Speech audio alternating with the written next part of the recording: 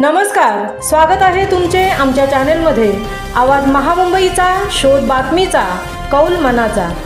चला तर मग आमचे चॅनल शेअर करा, लाईक करा आणि सबस्क्राइब करा। धन्यवाद। स्नेहल माणिकराव जगताप यांचा राष्ट्रवादी काँग्रेस पक्षात प्रवेश। दक्षिण रायगड जिल्ह्यात राजकीय वातावरण गाजले।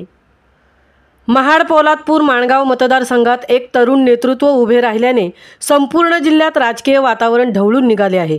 स्नेहल माणिकराव जगताप यांनी आज राष्ट्रवादी काँग्रेस पक्षात प्रवेश केला। त्यामुळे महाड विधानसभा मतदारसंघात आणि दक्षिण रायगड जिल्ह्यात राजकीय फेरबदल होण्याची शक्यता व्यक्त केली जात आहे। पूर्वी काँग्रेसमध्ये असलेल्या स्नेहल माणिकराव जगताप यांनी काही काळ उद्धव बाळासाहेब ठाकरे पक्षात प्रवेश केला होता। मात्र विधानसभा निवडणुकीत अपयश आले आणि पक्षाला उभारी देण्यासाठी त्यांनी पुढे भाजपमध्ये प्रवेश करणार अशी चर्चा होऊ लागली होती।